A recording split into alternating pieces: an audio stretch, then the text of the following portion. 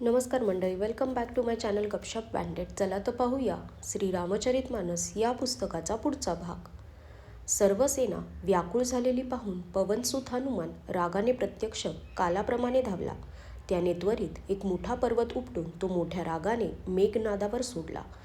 पर्वत येत असल्याचे पाहून मेघनाद आकाशात उडून गेला. त्याचा रथ, सारथी आणि घोडे यांचा चुराडा झाला. हनुमान वारंवार आव्हान देत होता, परंतु मेघनाद जवळ येत नव्हता, कारण हनुमानाचे सामर्थ्य त्याला कळून चुकले होते. तेव्हा मेघनाद श्री रघुनाथांच्या जवळ गेला आणि त्यांना अपशब्द बोलून त्याने त्यांच्यावर शस्त्रास्त्रे फेकली. प्रभूंनी सहजगत्या ती सर्व तोडून टाकली.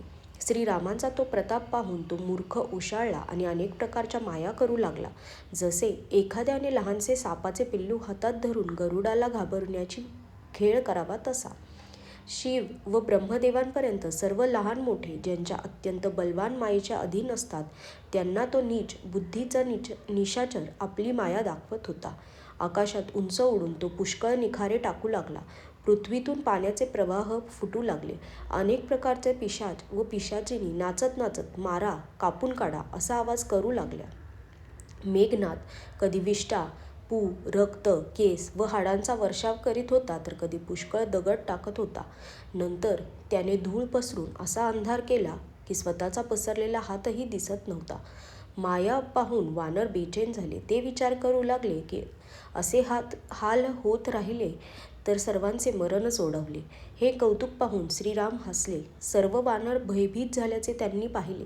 तेव्हा श्रीरामांनी ज्याप्रमाणे सूर्य अंधाराच्या समूहास हरण करतो, त्याप्रमाणे सर्व माया एकाच बाणात मोडून काढली.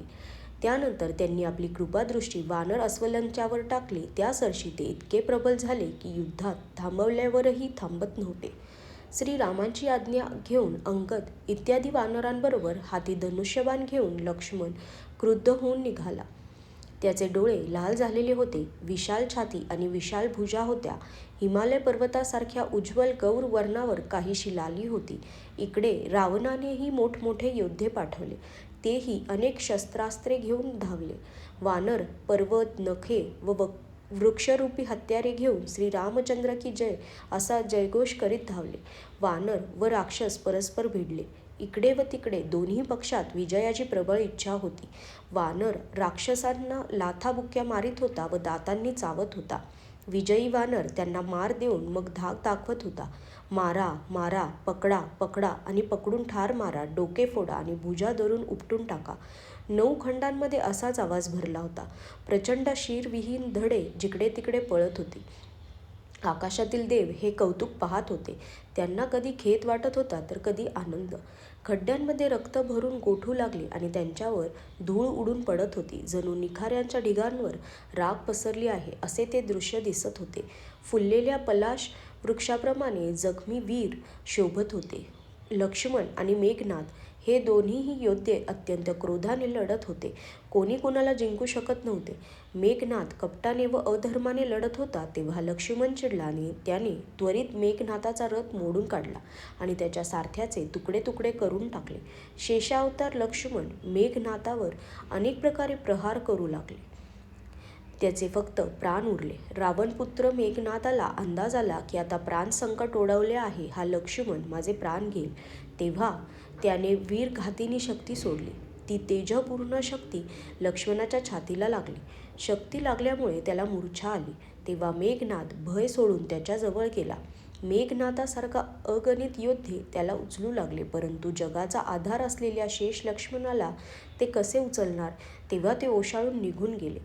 शिव म्हणतात, हे गिरिजे, ज्या शेषनागाच्या क्रोधाचा अग्नी 14 भुवनांना क्षणात जाळून टाकतो आणि देव, मनुष्य आणि सर्व चराचर जीव ज्याची सेवा करतात, त्याला संग्रामामध्ये कोण जिंकू शकणार.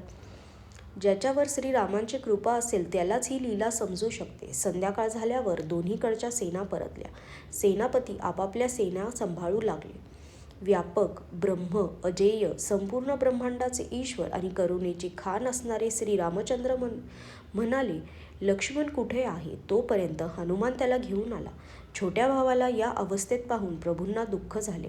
जामवान म्हणाला, लंकेत सुषेण नावाचा वैद्य राहतो, त्याला घेऊन येण्यासाठी कुणाला पाठवावे. तेव्हा हनुमान छोटे रूप घेऊन सुषेणाला घरासह उचलून लगेच घेऊन गेला.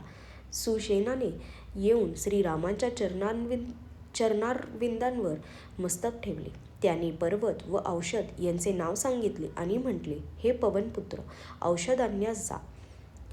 आजच्यासाठी